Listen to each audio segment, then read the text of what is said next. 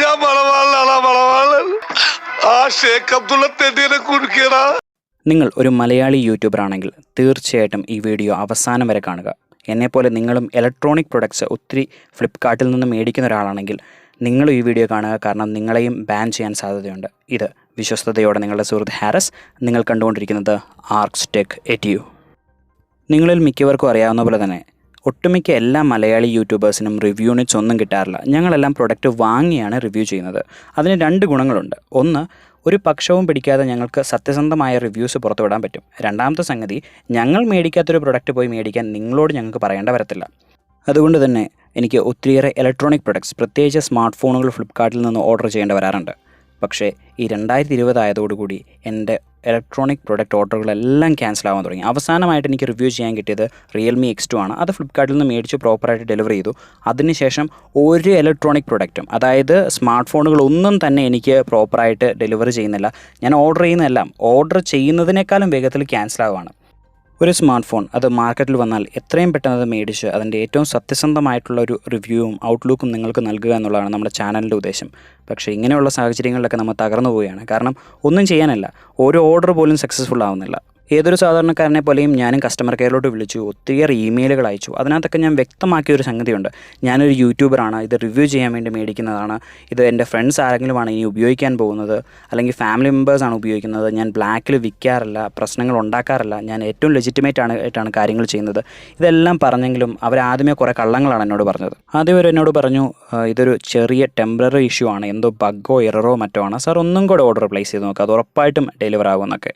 എല്ലാം കള്ളങ്ങളായിരുന്നു. ഏകദേശം 11 തവണ ഞാനൊരു പ്രൊഡക്റ്റ് പർച്ചേസ് ചെയ്യാൻ നോക്കി. ഒറ്റ തവണ പോലും അത് സക്സസ്ഫുൾ ആയില്ല. Flipkart, pay later, credit card, debit card, cash on delivery എല്ലാം മെത്തേഡ് ഞാൻ പരീക്ഷിച്ച് നോക്കി. ഒന്നും സക്സസ്ഫുൾ ആവുന്നില്ല. അഡ്രസ്സ് വരെ ഞാൻ മാറ്റി നോക്കി. നോ രക്ഷ. എല്ലാ ഓർഡറുകളും ക്യാൻസൽഡ് ബൈ സെല്ലർ എന്നാണ് എഴുതിയിരിക്കുന്നത്. പക്ഷേ ഒരു സെല്ലർ, അതായത് ഒരു മനുഷ്യൻ എന്നാലും ഇങ്ങനെ ക്യാൻസൽ ചെയ്യാൻ കഴിയില്ല. ഇത് ഓട്ടോമേറ്റഡ് സിസ്റ്റം തന്നെയാണെന്ന് ഞങ്ങൾക്ക് ഉറപ്പായിരുന്നു. അത് പ്രൂവ് ചെയ്തുകൊണ്ട് ഫ്ലിപ്കാർട്ടിൻ്റെ തന്നെ ഓട്ടോമാറ്റിക് ഇമെയിൽ റെസ്പോൺസ് സിസ്റ്റം എനിക്കൊരു മെയിൽ അയച്ചു. അതായത് മനുഷ്യരോട് ചോദിച്ചപ്പോൾ അവർ കുറേ കള്ളങ്ങൾ പറഞ്ഞെങ്കിലും മിഷനോട് ചോദിച്ചു കഴിഞ്ഞപ്പോൾ ഉള്ള കാര്യം പറഞ്ഞു. അതായത് എൻ്റെ പർച്ചേസ് ട്രെൻഡ് ഒരു പേഴ്സണൽ യൂസറിൻ്റെ പോലെ അല്ല എന്ന്. അതായത് ഞാനൊരു നോർമൽ യൂസറിനെ പോലെ അല്ല പർച്ചേസ് ചെയ്യുന്നത്. തീർച്ചയായിട്ടും ഞാനൊരു നോർമൽ യൂസറല്ല, ഞാനൊരു യൂട്യൂബറാണ്. ഇതൊക്കെ എന്തിനു പറഞ്ഞെന്ന് ചോദിച്ചു കഴിഞ്ഞാൽ, നിങ്ങൾ ഓൺലൈനിൽ നിന്ന് ധാരാളം സാധനങ്ങൾ എടുക്കുന്ന ഒരു വ്യക്തിയാണെങ്കിൽ, അല്ലെങ്കിൽ യൂട്യൂബർ ആണെങ്കിൽ, നിങ്ങൾക്ക് ഏറ്റവും പ്രധാനപ്പെട്ടത് എന്ന് തോന്നുന്ന ഒരു ഓർഡർ പ്ലേസ് ചെയ്തതിന് ശേഷമായിരിക്കാം നിങ്ങളുടെ അക്കൗണ്ട് ബാൻ ചെയ്ത കാര്യം നിങ്ങൾ അറിയുള്ളൂ. കാരണം ഫ്ലിപ്കാർട്ട് നിങ്ങളുടെ അക്കൗണ്ട് ബാൻ ചെയ്യുന്നതിന് മുന്നേ ഒരു ഫോൺ കോളിലൂടെ അറിയിക്കുകയോ ഒരു ഇമെയിൽ അയക്കുകയോ ഒന്നും ചെയ്യില്ല. ഒരു ഓർഡർ പ്ലേസ് ചെയ്തതിന് ശേഷം നിങ്ങളുടെ ഓർഡർ ക്യാൻസലായി എന്ന് മനസ്സിലാവും.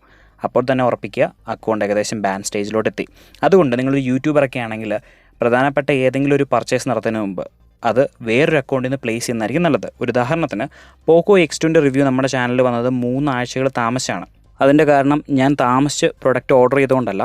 ഫെബ്രുവരി 11, അതായത് ഫസ്റ്റ് സെയിലിന് തന്നെ ഞാൻ പ്രൊഡക്റ്റ് ഓർഡർ ചെയ്തതാണ്. പക്ഷേ അവരത് ക്യാൻസൽ ചെയ്ത് കളഞ്ഞു. അന്ന് എനിക്കൊരു നഷ്ടമുണ്ടായി. ICICI ബാങ്കിൻ്റെ ഒരു ക്യാഷ് ബാക്ക് ഓഫർ ഉണ്ടായിരുന്നു.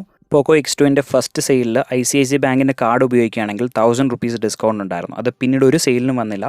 ആ 1000 രൂപയും എനിക്ക് നഷ്ടപ്പെട്ടു. അതുകൊണ്ട് പ്രിയ സുഹൃത്തുക്കളെ, നിങ്ങൾക്ക് ഇങ്ങനെ ഒരു സാഹചര്യം ഉണ്ടാകുന്നതിന് മുമ്പ് ഒരു വാർണിംഗ് ആയിട്ട് ഇത് കണക്കാക്കുക. 10 പ്രൊഡക്ട്സിൽ കൂടുതൽ ഫ്ലിപ്കാർട്ടിൻ്റെ ഏതെങ്കിലും ഒരു അക്കൗണ്ടിൽ നിങ്ങൾ ബുക്ക് ചെയ്തിട്ടുണ്ടെങ്കിൽ വേറൊരു അക്കൗണ്ട് ഇന്ന് തൊട്ട് ഉപയോഗിച്ച് തുടങ്ങുക. ഈ ഇഷ്യൂ എന്തെങ്കിലും പരിഹരിക്കപ്പെടുമോ? എൻ്റെ അഭിപ്രായത്തിലില്ല. കാരണം നാർസോ 10 ഈ കഴിഞ്ഞ ഇടയ്ക്ക് ഞാൻ ഓർഡർ ചെയ്യാൻ ശ്രമിച്ചു, നടന്നില്ല. അപ്പോൾ ഞാൻ കസ്റ്റമർ കെയറിലോട്ട് വിളിച്ചു. അവിടുത്തെ ചേട്ടൻ പറഞ്ഞ എല്ലാ കാര്യങ്ങളും എനിക്ക് മനസ്സിലായില്ല. പക്ഷേ മനസ്സിലായത് വെച്ച് പറയുവാണ്, പണി പാളി. അദ്ദേഹം പറഞ്ഞതൊന്ന് കേട്ട് നോക്കൂ. പക്ഷെ ഇത് വന്നിട്ട് തങ്ങളുടെ ഇങ്ങനത്തെ ഒരു ഇഷ്യൂസ് വരാൻ കാരണം വന്നിട്ട് എല്ലാവർക്കും ഈക്വൽ ആയിട്ട് ഇപ്പൊ എല്ലാവരും തങ്ങൾ യൂട്യൂബ് യൂസറാണ്, ഓക്കെയാണ്, അതിനു വേണ്ടിയിട്ടാണ് തങ്ങൾ ഫോൺ വാങ്ങുന്നത്. ഓക്കെ, തങ്ങൾ പറയുന്നത് മനസ്സിലാവുന്നുണ്ട്. പക്ഷെ ഇത് അങ്ങനെയല്ല, എല്ലാവർക്കും ഈക്വൽ ആയിട്ട് കിട്ടണം എല്ലാ ആൾക്കാരും. കാരണം ഈ ഇലക്ട്രോണിക്സ് ഐറ്റംസ് ഈ ഫോൺസിന്റെ കാര്യത്തിൽ മാത്രം ഒരു ചെറിയ കമ്മിയാണ് ഫോൺസ്. അപ്പൊ എല്ലാരും ഓർഡർ ചെയ്യല്ലോ, ചെയ്യാത്തവരടക്കം എല്ലാരും ഓർഡർ ചെയ്യുമ്പോൾ ഈ സെല്ലറുടെ സൈഡിൽ നിന്ന് തങ്ങൾ ഓൾറെഡി ഒരു 4-5 പ്രോഡക്റ്റ് ഓൾറെഡി തങ്ങൾ ഈ അക്കൗണ്ടിൽ വാങ്ങിച്ചിട്ടുണ്ടെങ്കിൽ അപ്പൊ അതുകൊണ്ടാണ് അവരുടെ ഭാഗത്തുനിന്ന് ഇങ്ങനെ റിജക്റ്റ് ആവുന്നത്. സർ, ഇന്ത്യ ഫ്ലാഷ് സ്മാർട്ട് എന്ന് പറയുന്ന ഒരു സെല്ലറാണ്. എന്റെ ഓർഡർ ഡീറ്റെയിൽസ്, അതായത് 2020 ഓർഡർ ഡീറ്റെയിൽസിൽ അദ്ദേഹത്തിന്റെ അടുത്തുനിന്ന് ഞാൻ ഇതുവരെ ഒരു പ്രൊഡക്റ്റ് മേടിച്ചിട്ടില്ല സർ. ഇങ്ങനെ ഒരു ഇഷ്യൂ ഉണ്ടായ സെല്ലറ് അങ്ങനെയല്ല. അത് വന്നിട്ട് എല്ലാ സെല്ലറും ഇപ്പൊ ഏതൊക്കെ തങ്ങൾ ഫ്ലിപ്കാർട്ടിൽ നിന്ന് ഫോൺ വാങ്ങുന്നോ ഒന്നല്ല, തങ്ങളുടെ ഈ അക്കൗണ്ടിൽ തങ്ങൾ എത്ര എണ്ണം വാങ്ങിച്ചാലും ആ ഒരു അക്കൗണ്ടിൽ താങ്കൾക്ക് ലിമിറ്റേ ഉള്ളൂ, ഒരു ലിമിറ്റ് ഉണ്ട്. ഈ ഫ്ലിപ്കാർട്ട് അക്കൗണ്ടിൽ താങ്കൾക്ക് ലിമിറ്റ് ഉണ്ട്. അതുകൊണ്ടാണ് താങ്കൾക്ക് ഇങ്ങനെ റിജക്റ്റ് ആവുന്നത്. ഒരു ലിമിറ്റ് ഉണ്ട്, താങ്കൾക്ക് ഇത്രേ വാങ്ങാൻ പറ്റുള്ളൂ. ഇപ്പോൾ നിങ്ങളിൽ ചില ആളുകളെങ്കിലും ചോദിച്ചേക്കാം, എന്നാ മോനുസെ ജാടയാണോ, നിനക്ക് അശ്വതി അച്ചൂസ് എന്ന് പറഞ്ഞുകൊണ്ടൊരു ഫേക്ക് അക്കൗണ്ട് തുടങ്ങിയാൽ പോരെ, ഓൺലൈനിൽ നിന്ന് പ്രൊഡക്റ്റ് മേടിക്കത്തില്ലെന്ന്. ശരിയാണ്, എനിക്കും നിങ്ങൾക്ക് മാത്രമല്ല ഈ ഐഡിയ ഫ്ലിപ്കാർട്ടിനും അറിയാം. ഇപ്പോൾ ഞാൻ പ്രൊഡക്റ്റ്സ് മേടിക്കുന്ന എൻ്റെ അനിയൻ്റെ അക്കൗണ്ടിൽ നിന്നാണ്. പഴയ അഡ്രസ്സ് തന്നെയാണ്, പഴയ ഡെബിറ്റ് കാർഡ് തന്നെയാണ്, എങ്കിലും സുഗമമായിട്ട് പ്രൊഡക്റ്റ് ഓർഡർ ചെയ്യാൻ പറ്റുന്നു, ഡെലിവർ ആവുന്നു. ഇതിൽ നിന്നൊരു കാര്യം മനസ്സിലായി, ഞാൻ ഒത്തിരി ഫോൺ മേടിക്കുന്നത് മാത്രമല്ല പ്രശ്നം, മറ്റെന്തോ ഒന്നും കൂടെയുണ്ട്. ഇനി ഞാൻ പറയാൻ പോകുന്നത് പ്യുവർലി ഒരു തിയറിയാണ്, ഒരു ഹഞ്ച് മാത്രമാണ്. നിങ്ങൾക്ക് ചിലപ്പോൾ ഇത് കൺവിൻസിംഗ് ആയിട്ട് തോന്നിയേക്കാം. ഫ്ലിപ്കാർട്ടിൽ ഒരു റിവാർഡ് സിസ്റ്റം ഉണ്ട്. അതനുസരിച്ച് ഓരോ 2500 രൂപയുടെ പർച്ചേസിൽ നിങ്ങൾക്ക് 100 സൂപ്പർ കോയിൻ കിട്ടും. ഈ സൂപ്പർ കോയിൻസ് വെച്ച് നിങ്ങൾക്ക് ഭാവിയിൽ ഡിസ്കൗണ്ട്സ് ക്ലെയിം ചെയ്യാം. പക്ഷേ ഒരു പ്രത്യേക പ്രൊവിഷൻ വെച്ചിട്ട് ഇതിനെ നമുക്ക് ക്യാഷ് ഇക്വലൻസ് ആയിട്ടുള്ള ഫ്ലിപ്കാർട്ട് വൗച്ചേഴ്സ് ആയിട്ട് മാറ്റാം. അതായത് ഇപ്പോൾ 1000 രൂപയുടെ വൗച്ചർ നിങ്ങൾക്ക് കിട്ടിക്കഴിഞ്ഞാൽ 1000 രൂപയുടെ പ്രൊഡക്റ്റ് നിങ്ങൾക്ക് ഫ്രീ ആയിട്ട് കിട്ടും. ഒരു പക്ക മലയാളി എന്ന നിലയിൽ ഞാൻ എന്ത് ചെയ്തു, സൂപ്പർ കോയിൻസ് ഒക്കെ സൂക്ഷിച്ചു വെച്ചു. 2 തവണ 500 സൂപ്പർ കോയിൻസ് ഞാൻ കൊടുത്ത് 1000 രൂപയുടെ വൗച്ചർ മേടിച്ചു. അത് പിന്നീട് എൻ്റെ പർച്ചേസിൽ ഉപയോഗിച്ചു. ഒത്തിരി ഫോൺ മേടിക്കുന്നുണ്ട്.